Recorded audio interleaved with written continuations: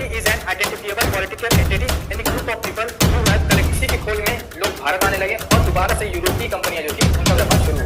इस ब्लॉक से कुछ लाइन खींची होती है वर्टिकल और कुछ अंदर यहाँ पे आता है electronic work, artistic work, innovation, इन सब चीज़ों के लिए आपको ट्रेडमार्क दिया जाता है।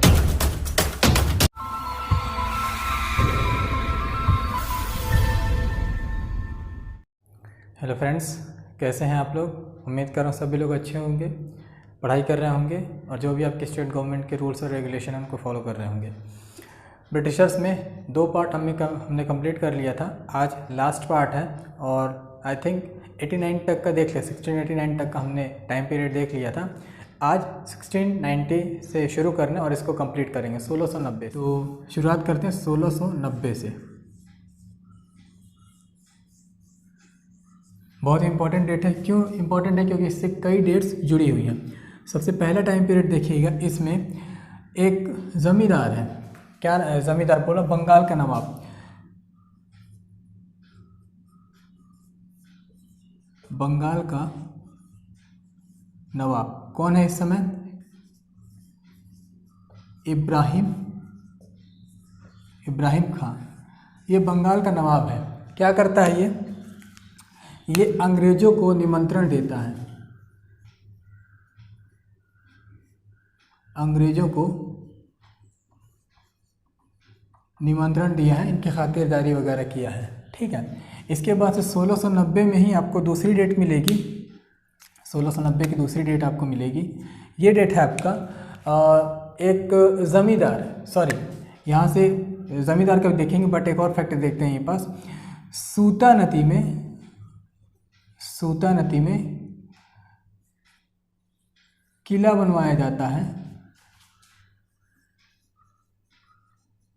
किला बनवाया जाता है किसके द्वारा? नाम है इसका जॉब चारनॉक द्वारा। लास्ट वाली वीडियो में आपको बताया हूँ, ये संस्थापक कहलाता है बंगाल का। ठीक है, कलकत्ता का। इसके बाद से अगला फैक्ट आपको बता दूँ इसी में, ज़मींदार है वर्धमान ज़िले का। वर्धमान ज़िले का ज़मींदार कौन है? शोभा सिंह। ये क्या करता है? अटैक करता है अंग्रेजों के ऊपर। Attack on Britishers. अंग्रेजों के ऊपर अटैक करता है। जब अटैक करता है तो अंग्रेजों को मौका मिल जाता है सूता नदी में, इसी सूता नदी में किलेबंदी करने का। तो ये सूता नदी में किलेबंदी करा लेते हैं। सूता नदी में किलेबंदी करा लेते हैं। क्या हुआ?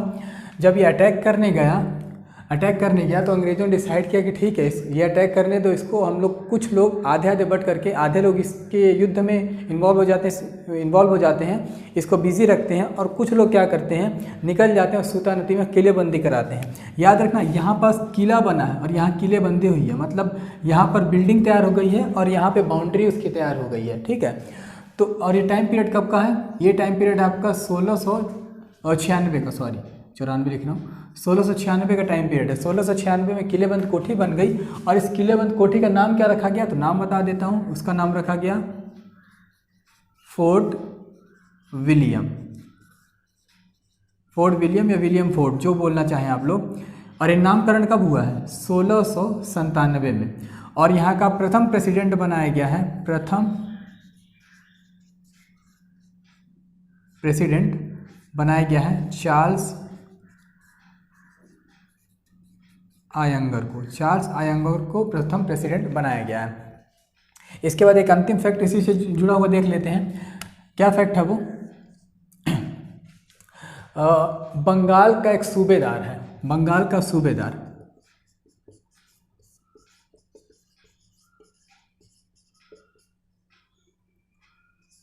बंगाल का सूबेदार है, नाम है इसका अजीम उस्मान, या बुक में एक और नाम मिलेगा आपको इसका, अजीम उस्मान।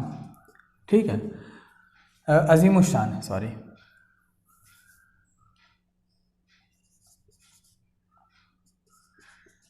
अजीम उस्मान या अजीम उस्मान, ये दो नाम इसके मिलते हैं। ये क्या करता है? कलकत्ता, जिसको कालिकाता भी कहते हैं, कलकत्ता की जमींदारी 1200 रुपये में अंग्रेजों को दे देता है, 1200 रुपये में। ठीक है, क्या किया है, ये बंगाल का सूबेदार है अजीम उस्मान या अजीम उस्मान, ये क्या करता है, कलकत्ता की ज़मींदारी 1200 रुपये में अंग्रेज़ों को दे देता है। और उस समय कलकत्ता जो कलकत्ता था 3 एरिया से मिल करके बना था। एक एरिया कहलाता था कालिकाता, एक था सूतानती और एक था गोविंदपुर। ये 3 एरिया से मिल करके बना था, तो इसको ये अंग्रेज़ों को दे देता है। ठीक है, फैक्ट्स पूरे रिपीट कर रहा हूँ। 1690 का टाइम पीरियड है। इसमें क्या होता है, बंगाल का नवाब इब्राहिम खां अंग्रेज़ों को निमंत्रण देता है। सूतानदी में किला बनवाया जाता है जॉब चारनॉक के द्वारा। वर्धमान ज़िले का ज़मींदार शोभा सिंह अंग्रेज़ों पर अटैक करता है। जब अटैक करता है तो वो लोग निकल करके 1696 में सूतानदी में किलेबंदी करा लेते हैं। और 1697 में इस किलेबंद कोठी का नाम, मतलब यहाँ किला बना था और यहाँ किले को बंद कर दिया गया और इस किलेबंद कोठी का नाम फोर्ट विलियम रखा गया। 1697 में यहाँ का प्रथम प्रेसिडेंट बनाया गया चार्ल्स आयंगर को।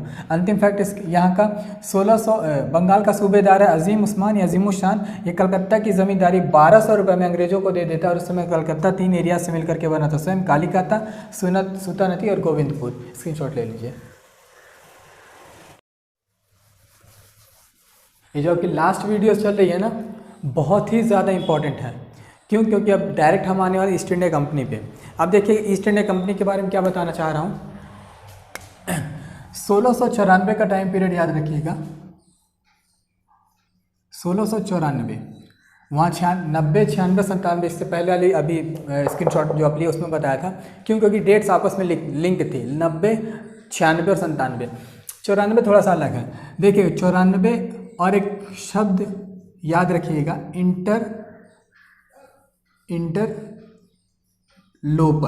इंटरलोपर्स।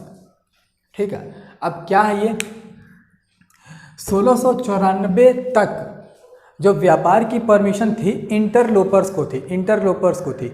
ये कौन होते थे इंटरलोपर्स? ऐसे व्यक्ति या ऐसे व्यापारी जो अंग्रेज होते थे और उस कंपनी का सदस्य होते थे। मतलब जो कंपनी का सदस्य, कौन सी कंपनी जो व्यापार करने आई थी 1600 में आपको बताया था, कौन सी कंपनी आई थी, governor and company of Merchants of London trading into the east Indies. 217 लोग ये और 26 लोग और ऊपर होते थे, जो पढ़े होंगे उनको याद होगा। तो इन लोगों को क्या कहते थे, इंटरलोपर्स कहते थे। इनको व्यापार की परमिशन सरकार दे चुकी थी, जो ब्रिटिश गवर्नमेंट थी। 1694 तक ऐसा होता था। ठीक है, कि इंटरलोपर को, यहाँ लिख दे रहा हूँ, इंटरलोपर को व्यापार की अनुमति थी। इंटरलोपर कौन होते थे? कंपनी के सदस्य लोग, मेंबर ऑफ द कंपनी। ठीक है, इंटरलोपर्स को व्यापार की अनुमति होती थी। बट 1694 में क्या हुआ, संसद द्वारा, मतलब कौन सी संसद, ब्रिटिश संसद, ब्रिटिश पार्लियामेंट द्वारा क्या हुआ, इस रूल को ख़त्म कर दिया गया। मतलब अब जो व्यापार करने का अधिकार था वो जितने अंग्रेज थे सभी को मिल गया। जो भी अंग्रेज व्यापारी होते थे उनको व्यापार की परमिशन मिल गई। पहले केवल इंटरलोपर्स को थी कि जो कंपनी के सदस्य हैं वही भारत में जाएंगे और वही व्यापार करेंगे। लेकिन अब क्या कहा गया, 1694 में ब्रिटिश संसद द्वारा नियम पारित कर दिया गया, नियम बना दिया गया कि अब जो भी अंग्रेज व्यापार करना चाहते हैं वो भारत में जाएँ और व्यापार करें। जब ये नियम आ गया तो तुरंत एक नई कंपनी बना दी गई। कंपनी का नाम रखा गया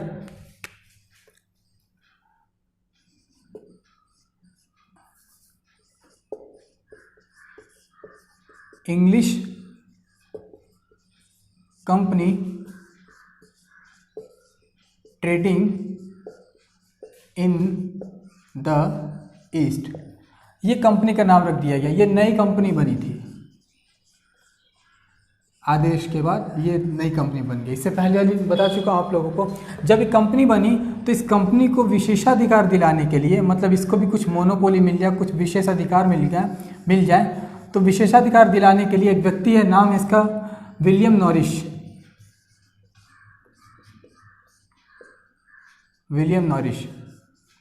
ये क्या करता है, औरंगजेब के पास जाता है। औरंगजेब के पास जाता है कि आप इस कंपनी को, जो नई कंपनी हमने बनाई है, इसको आप विशेषाधिकार दे दीजिए, मतलब इसको भी कुछ कुछ अधिकार दे दीजिए, जैसे टैक्स में फ्री हो जाए या इसके व्यापारी किन किन चीज़ों का व्यापार कर सकते हैं। ऐसा विशेषाधिकार दिलाने के लिए ये विलियम नॉरिस औरंगजेब के पास जाता है। ठीक, जब औरंगजेब के पास गया है ये, तो औरंगजेब के साथ क्या हुआ, ये टाइम पीरियड कब का है, 1694 का। और आपको याद होगा औरंगजेब वाला डेट 1689, इसके जहाज़ों पर अटैक कर दिए हैं अंग्रेज लोग। ठीक है, तो ये भी बदले में एरियाज़ वगैरह छीन लिया है, तो पहले से इसका दिल टूटा हुआ है, तब क्यों तुम्हारी बातों पर भरोसा करेगा। ये इस कंपनी को विशेषाधिकार नहीं देता है। जब नहीं देता है तो ये लोग टूट जाते हैं। अभी बातचीत बार्गेनिंग वगैरह चल रही होती, सारी बातें कि आप हमारी बात मान लो, वो बोलता है नहीं मानूंगा, इतना चल ही रहा होता है जब तक डेट आ जाती है 22 जुलाई 1702 की। बहुत ही इंपॉर्टेंट डेट है। 22 जुलाई 1702 को एक संधि हो जाती है, एक समझौता हो जाता है, जिसको बोलते हैं अर्ल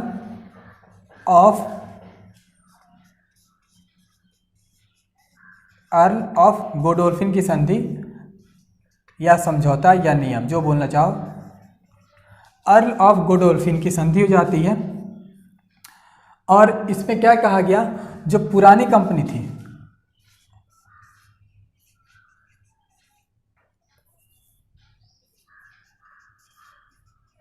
जो ओल्ड कंपनी थी और जो न्यू कंपनी, दोनों को मिला दिया गया। ठीक है, दोनों को मिला दिया गया। क्या बताया मैं, जब 1694 से पहले इंटरलोपर्स को व्यापार की अनुमति थी।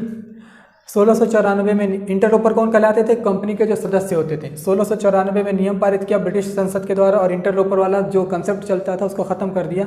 बोला गया कि अब व्यापार खुल गया, अब जितने लोग व्यापार करना चाहते हैं वो सभी लोग जाएं भारत में व्यापार करें। जैसे ही आदेश मिलता है तो एक नई कंपनी बन जाती है, English company trading in the east. इस कंपनी को विशेषाधिकार दिलाने के लिए विलियम नॉरिस नामक व्यक्ति औरंगजेब के पास जाता है, बट औरंगजेब क्या करता है, मना कर देता है, ये विशेषाधिकार नहीं देता है। ठीक है, जब नहीं दिया, उसी समय बातचीत अभी चली रही थी, जब तक 22 जुलाई 1702 को अर्ल ऑफ गोडोल्फिन की संधि हो जाती है, जिसमें ओल्ड कंपनी और न्यू कंपनी दोनों को मिला दिया जाता है। अब एक नई कंपनी बन करके सामने आती है। आगे देखते हैं, स्क्रीनशॉट ले लीजिए।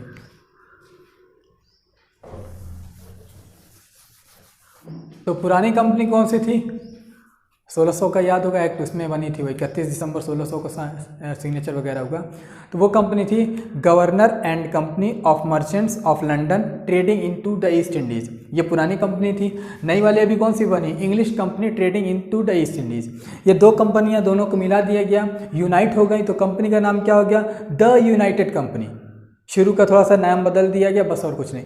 The United Company of England, वहाँ लंदन था, अब यहाँ इंग्लैंड हो गया। The United Company of England, बस लिख दे रहा हूँ।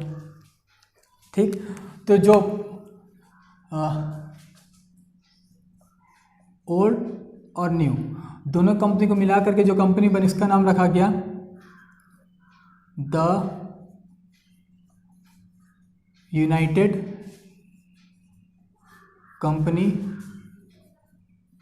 Of Merchants of England trading into the East Indies, ये पॉलिटी में भी आप लोगों को बताया हूँ, पॉलिटी में भी इसको जा करके देख सकते हो, पॉलिटी में भी और यहाँ पर भी बता दिया हूँ, क्योंकि वहाँ ये दोनों कंसेप्ट सेम मिलते हैं आपको। ये नई कंपनी बन गई 1833 तक, 1833 तक इस कंपनी का यही नाम चलता है। बट 1833 के बाद 1833 के बाद बोल रहा हूँ, 1833 का चार्टर एक्ट आता है। इसको पढ़ाऊंगा पॉलिटी में डिटेल से, बहुत बढ़िया से, कुछ नए फैक्ट्स मिलेंगे जो शायद आप लोगों को नहीं पता होंगे, पता होंगे तो अच्छी बात है। तो 1833 का चार्टर एक्ट आता है, और इस चार्टर एक्ट में इस कंपनी का नाम क्या होता है, संक्षिप्त कर दिया जाता है, छोटा कर दिया जाता है या शॉर्ट कर दिया जाता है। क्या नाम रखा जाता है, EIC, फुल फॉर्म इसका पता होगा आप लोगों को, ईस्ट इंडिया कंपनी, ये नाम रख दिया जाता है। पहले नाम चलता है क्या, इतना बड़ा नाम कौन बार बार लेगा कि इस कंपनी में जा रहे हैं। तो 1833 तक चला है, लेकिन 1833 में जो उसका चार्टर एक्ट है उसमें इस नाम को छोटा कर दिया गया। अब इस नाम से जुड़ा और भी बहुत सारा नाम मिलता है, मतलब ईस्ट इंडिया कंपनी के और भी बहुत सारे नाम मिलते हैं। जैसे एक नाम आपको मिलेगा, यहाँ दिखाई दे रहा, एक नाम आपको मिलता है HEIC, एक और नाम इसका मिलता है BEIC, एक आपको मिलता है EITC, फिर एक और नाम मिलता है आपको द कंपनी, एक और नाम आपको मिलता है John company,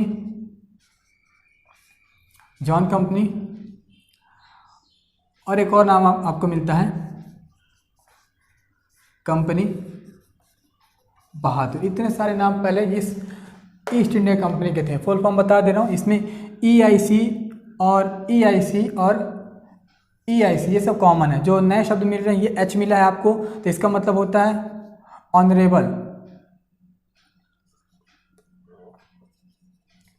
honourable east India company, ठीक है। यहाँ पास B का मतलब होता है ब्रिटिश ईस्ट इंडिया कंपनी, यहाँ पास T का मतलब होता है ट्रेडिंग, मतलब east India trading company, the company, John company और कंपनी बहादुर। इतने सारे नाम थे इसके, जॉन कंपनी, इतने सारे नाम थे इस ईस्ट इंडिया कंपनी के। तो क्या क्या आप लोगों को बता दिया मैं, ओल्ड और न्यू कंपनी दोनों मिलाई गई, तो ये नाम बना the United Company of Merchants of England trading into the East Indies. 1833 से यही नाम चलता है। 1833 में इसका नाम बदल करके छोटा कर दिया जाता है ईस्ट इंडिया कंपनी।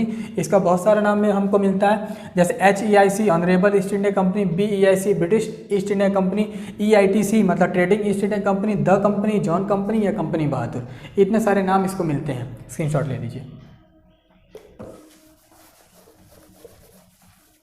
आखिरी डेट आज हमारी है ये आज की क्लास की 1715। क्या होता है 1715 में एक शिष्टमंडल आता है।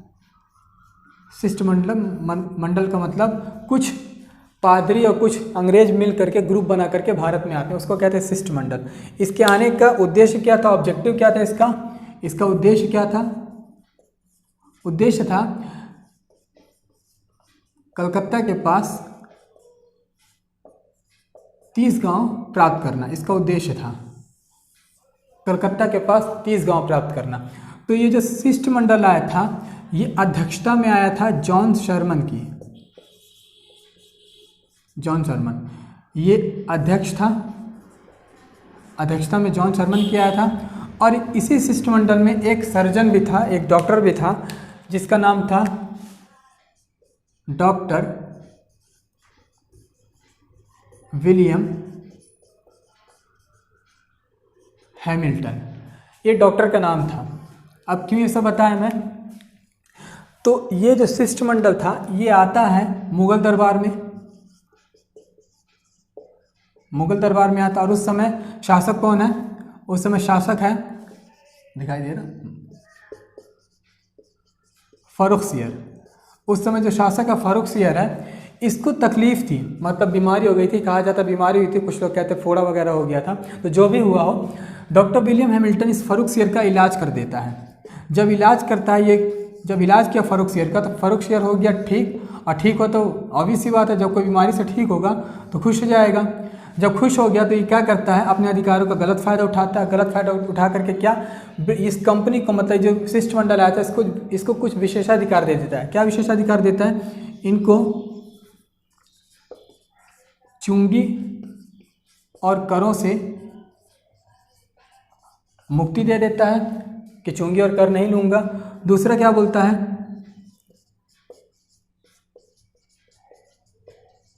मुगल साम्राज्य में व्यापार की अनुमति दे देता है, ठीक है। और क्या करता है, कलकत्ता और मद्रास के समीप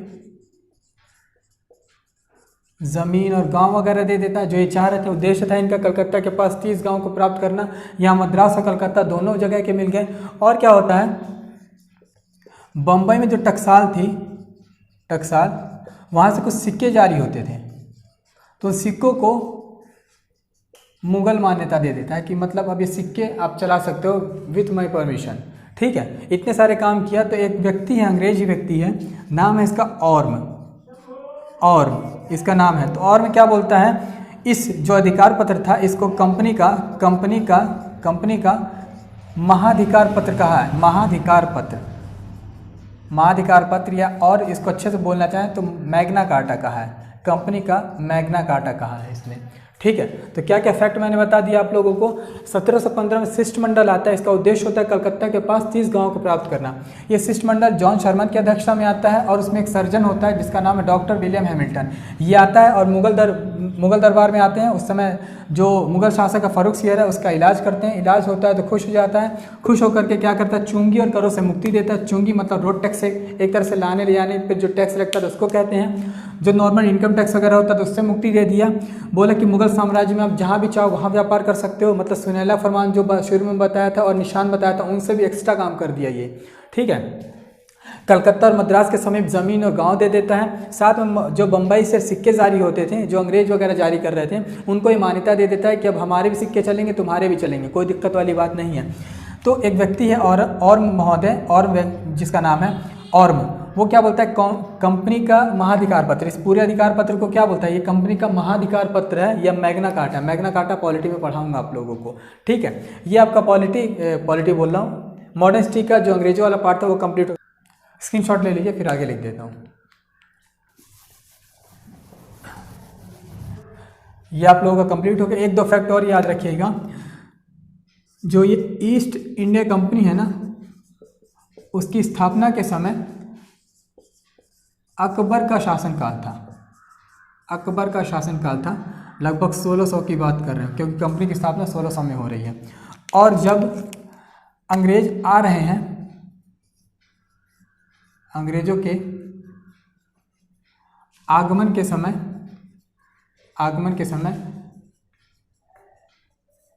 जहांगीर का शासनकाल है। जहांगीर का शासनकाल है। ये एग्जाम में पूछे हुए क्वेश्चन आप लोग देखिएगा। और एक और फैक्ट, आखिरी फैक्ट याद रखिएगा। उस समय नील की सबसे अच्छी क्वालिटी या अच्छी किस्म बयाना में होती थी। बयाना, ये आपका पड़ता था राजस्थान में। ठीक है, नील की सबसे अच्छी किस्म बयाना में होती थी, राजस्थान में हुआ करती थी। उम्मीद है आप लोग को समझ में आया होगा। स्क्रीनशॉट ले लीजिए।